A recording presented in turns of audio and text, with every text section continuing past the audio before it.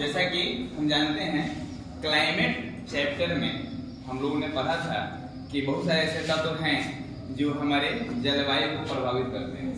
इसमें land form का शब्द का हम लोग अलग अलग विवरण पढ़े थे। L for latitude, A for altitude, N for nearness of sea, D for desert नहीं था, D फॉर था डायरेक्शन ऑफ विंड, हवा की दिशा। F फॉर था फॉरेस्ट। उसके बाद O फॉर ओशियन करेंट, जो कि आपका छूट रहा है। R फॉर रेनफॉल था, M से माउंटेन था और S से सॉइल। यह 7-8 जितने भी फैक्टर थे, जितने भी एलिमेंट थे, यह सभी एलिमेंट हमारे भारतीय मानसून को प्रभावित करते हैं।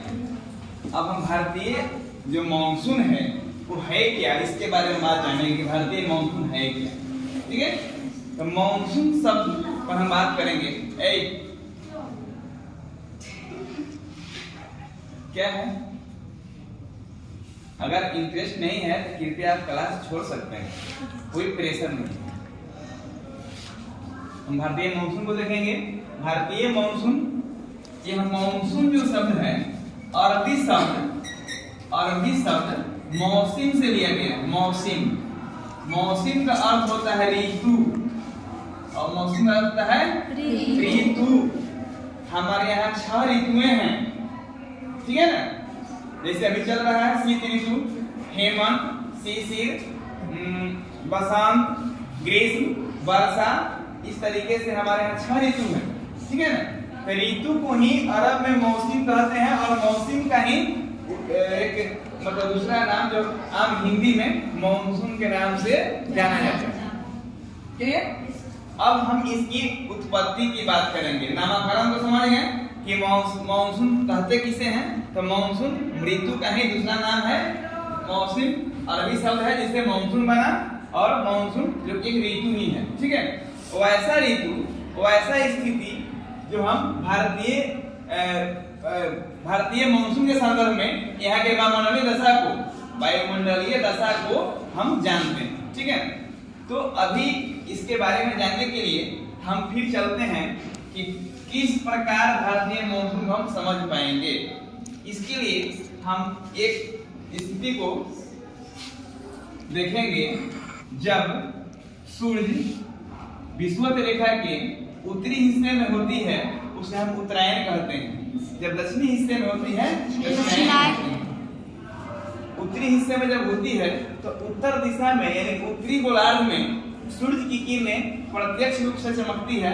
इस स्थिति में यहाँ पे गर्मी अधिक पड़ती है, और उसी समय दक्षिणी गोलार्ध में ठंडी पड़ती है, क्योंकि वह सूर्य से दूरी बनाए हुए, यहाँ सूर्य से नजदीकी बनाए हुए।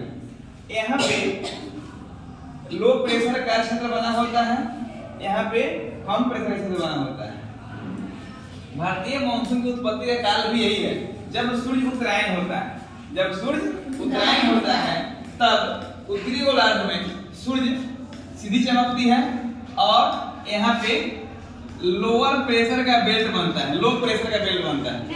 Yes coming. यहाँ पे निम्न वायुदाब का क्षेत्र बनता है। उसके विपरीत दक्षिणी गोलार्ध में तापमान कम होती है, और वहाँ तापमान अधिक कम होती है, और वहाँ पे हाई प्रेशर का बेल्ट बना होता है। हाई प्रेशर का बेल्ट, यहाँ पे हाई प्रेशर, यहाँ पे लो प्रेशर।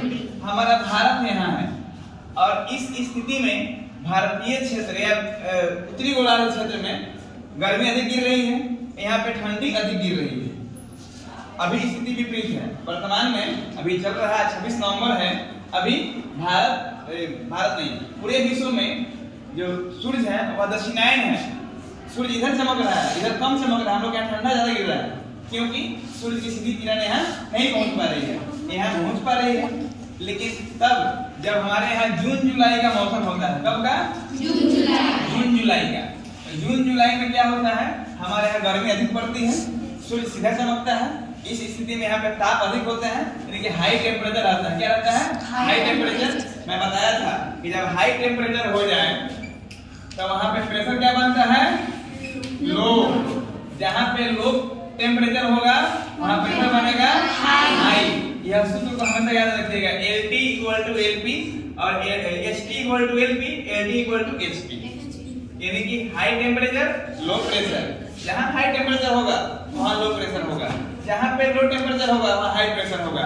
यहाँ पे क्या है, लो टेम्परेचर है तो हाई प्रेशर बनेगा, यहाँ पे हाई टेम्परेचर है तो लो प्रेशर बनेगा।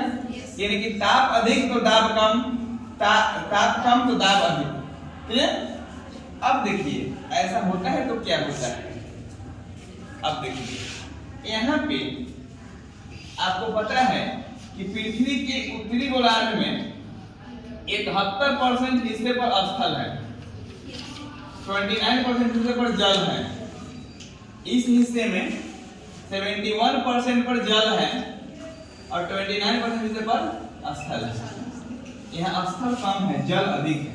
यहाँ पे जल कम है, स्थल अधिक है। ऐसे हम पृथ्वी को दो भाग में बांटते हैं, तो ऊपर वाले को स्थल गोलार्ध कहते हैं और नीचे वाले को जल गोलार्ध कहते हैं।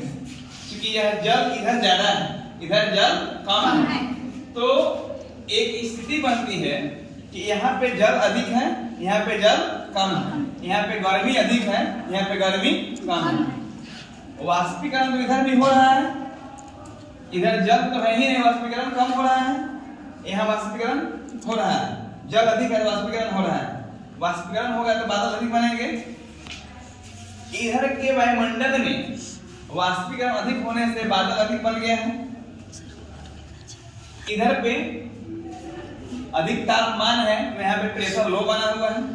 मैं बताया था किसी क्लास में कि अगर इधर लो प्रेशर होता है उस तरफ हाई प्रेशर की हवाएं दौड़ती है भरने के लिए, तो जाहिर